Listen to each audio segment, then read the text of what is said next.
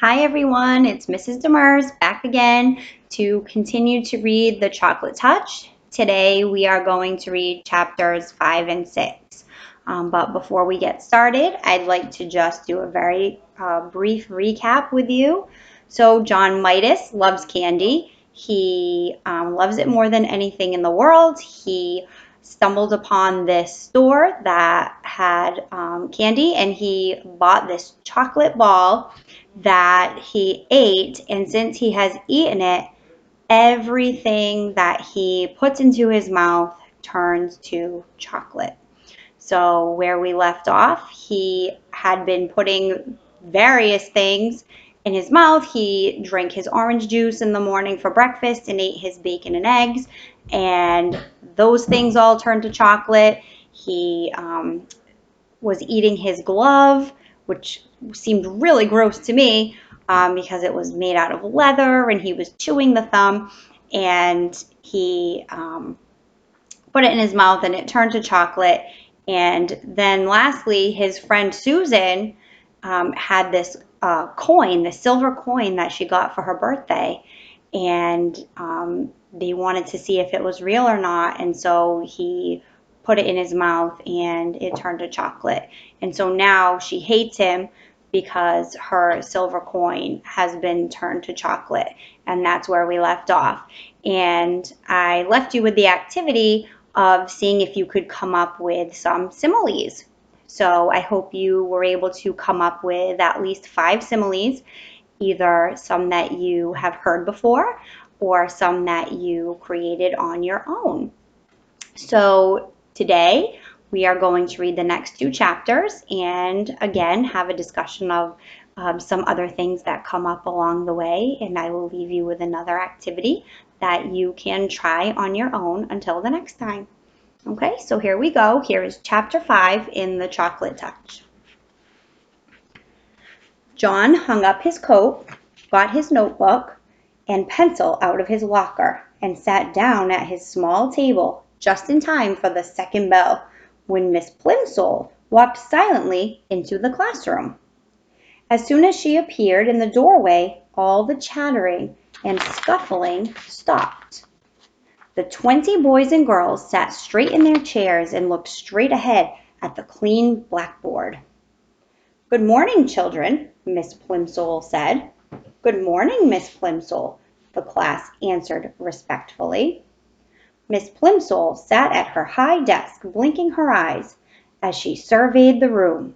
Then she opened a little drawer in her desk and pulled out a spectacles case, from which she took her reading glasses.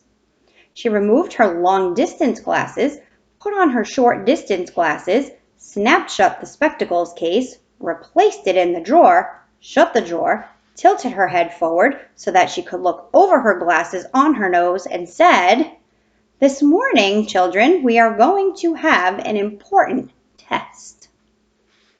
There were some groans and a few oohs and ahs. Miss Plimsoll lifted one of her hands and silence was restored instantly. "No complaining, please," she said sternly. So yesterday we talked a little bit about adjectives and how an adjective was a word that described a noun. Well, today I'm just going to talk quickly about an adverb. An adverb is a word that's very similar to an adjective. It's a describing word, but an adverb describes a verb instead of a noun. Okay, so sternly is actually an adverb because it describes a verb. Let's see if we can figure out what verb sternly describes. It tells how something is done. So let's see if we can read that sentence again and figure out what word does sternly describe. "No complaining, please," she said sternly. So what is the verb that the teacher did that she did sternly? Said. It's what she said. She said something in a stern way. So she did it sternly. So sternly is an adverb that describes the verb said. Okay, let's move on. This test will show me how well you have been learning your arithmetic this year. It will be a short one. I am going to write just 4 problems on the board. I shall expect you to solve them all swiftly and accurately and to write your answers neatly. Now, there's quite a few adverbs in this sentence, okay? Let's see. I shall expect you to solve them all swiftly and accurately. So swiftly and accurately both tell how she wants them to do what verb? Solve. Very good. So the verb is solve, and she wants them to solve the problems swiftly and accurately. So those 2 words are adverbs because they describe the word solve, which is a verb.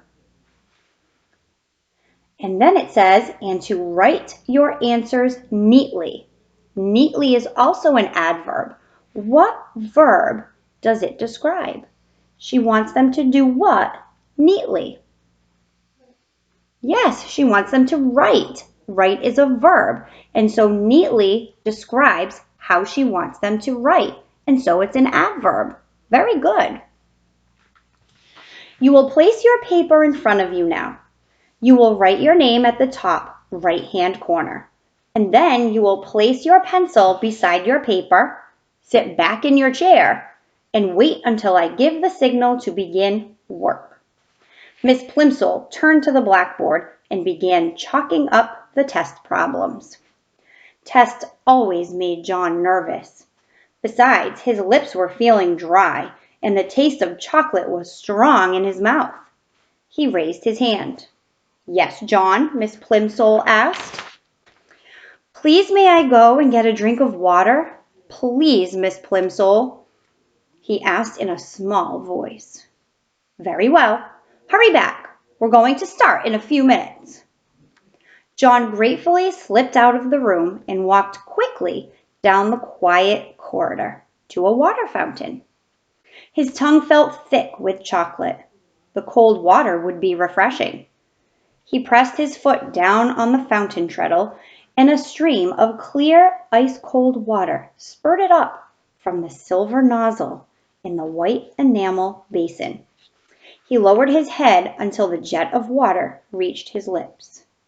The cold water splashed delightfully against the outside of his mouth. He opened his lips. As soon as the water gushed in, it turned into ice-cold chocolate water, thin and sweet.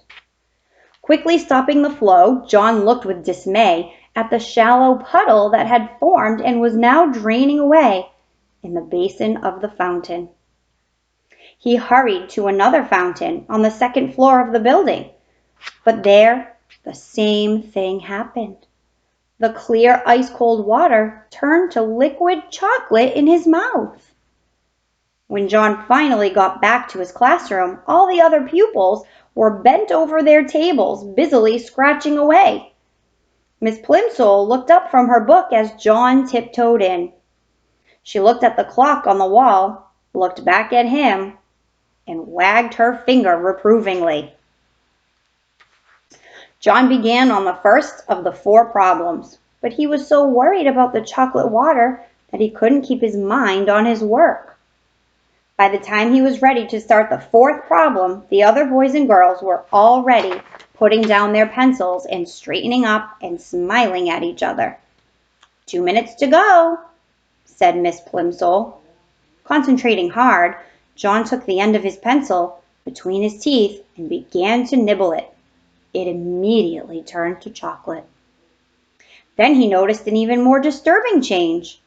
Although he had taken the pencil out of his mouth as soon as the first piece of chocolate had crumbled off, the pencil was continuing to change to chocolate. The chocolate was slowly but steadily moving down the pencil, replacing the wood at the lead inside, and the lead inside, changing it into a chocolate pencil before John's very eyes. The magic, for John now knew that his power must be magic, was apparently getting stronger. By the time the whole pencil had changed from red, yellow, and black to dark brown, Miss Plimsoll was announcing that only a few seconds remained in which to write down the final answer. "Just a minute," John pleaded. "Shh," Miss Plimsoll cautioned him, holding a finger up to her mouth. "Shh," chorused the slow workers, who were becoming almost as excited as John. But John felt worst of all. He felt sure that he could finish the problem and write down the correct answer, if only he had something to write with. "But Miss Plimsoll," he begged in a loud whisper, "my pencil has turned to chocolate." "Hush, John," Miss Plimsoll said. "I'll speak to you after the bell." Uh-oh, he's in trouble. John tried to write with his changed pencil, but the point was too soft, and he only succeeded in making a chocolate smear where he should have written 72. Okay, that's the end of chapter 5, and now we're going on to chapter 6. When the others had been excused to go out for mid-morning play, John had to go and stand by Miss Plimsoll's desk. "John," Miss Plimsoll said, "you mustn't make up silly stories to excuse your failures. I must have the truth. What did you do with your pencil?" "This is it," John said, showing Miss Plimsoll the pointed stick of chocolate. "Really it is. It's changed." "What do you mean it's changed?" Miss Plimsoll demanded. "That's my pencil," John tried to explain, "only it isn't the same anymore. Nothing stays the same today if I put it into my mouth. The same thing happened when I chewed my gloves. They were chocolate too." "John," said Miss Plimsoll slowly, "do you feel all right?" "Yes, thank you," John said. "I feel all right. Except," he added, "I'm getting so thirsty. The water from the water fountain turned to chocolate, and so did the water upstairs. I would like to drink cold water." "Yes, John," Miss Plimsoll said. She suddenly looked pale. "You run out and play with the others. I'm going to have a talk with the nurse. And John," Miss Plimsoll said as he started toward the classroom door, "here's another pencil. Be a good boy and try not to lose it. I'm afraid I'll have to keep this piece of chocolate until school's out. You know we don't allow anyone to eat candy in class." Miss Plimsoll put the slightly chewed chocolate pencil in her desk drawer, and John went out to look for Susan. He found her skipping rope with 2 girls in his class. John usually scorned skipping rope. He preferred hide and seek, tag, FBI and spies, kick the can, or any other good, exciting game. Jumping up and down in one place just to avoid being hit by a rope seemed silly to him. But he was sorry for having spoiled Susan's silver dollar, and he was willing to make a sacrifice. "Susan," he said. Susan continued to bounce on one foot as her 2 friends swung the rope over and under, over and under, over and under her. She didn't seem to notice John. "I'll skip with you," he offered. Susan stopped, and the rope was caught by her shins. "Let's try doubles, backwards," she said, but not to John. She ignored John. "You'll go first, Betty. Ellen, you'll go second. I'll go last. The one who does it the most times gets the first slice of my birthday cake." Why do you think Susan is ignoring John? Yeah, she's still upset, I think, over that silver coin. Susan looked at John, raised her eyebrows, shut her eyes, and stuck out the tip of her pink tongue. Then she turned back to the girls and smiled. Ellen whispered in Betty's ear, and Betty whispered in Susan's ear. Then all 3 of them looked at John and at each other again and burst out laughing. "Oh, Susan," John protested. "I didn't mean to do it. The trouble is, there's something magic about me today. Everything I put into my mouth turns to chocolate." The girls giggled. "You wouldn't like it," said John, who was beginning to feel sorrier for himself than he had ever felt before. "I think it's getting worse," he added reproachfully. At first, just the part in my mouth turned to chocolate, but when I nibbled the end of my pencil, the whole pencil changed. Pooh, Susan said. The others hooted with glee. Maybe I'll get sick and die, John warned. Maybe I'll turn into chocolate myself. Then you'll be sorry. I don't believe one word about the chocolate, Susan said. And if it was true, you'd be glad because all you ever like eating is chocolate.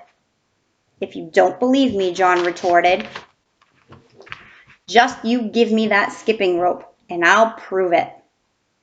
The girls looked questioningly at each other for an instant. But as they hesitated, the bell rang and it was time to go back to the classroom. The rest of the morning passed slowly for John. He was afraid that his mother was going to be cross about the missing gloves. She might not accept the excuse that he had eaten them. He regretted his messed up arithmetic test. He was sad about Susan's anger and disbelief. And he was getting terribly thirsty.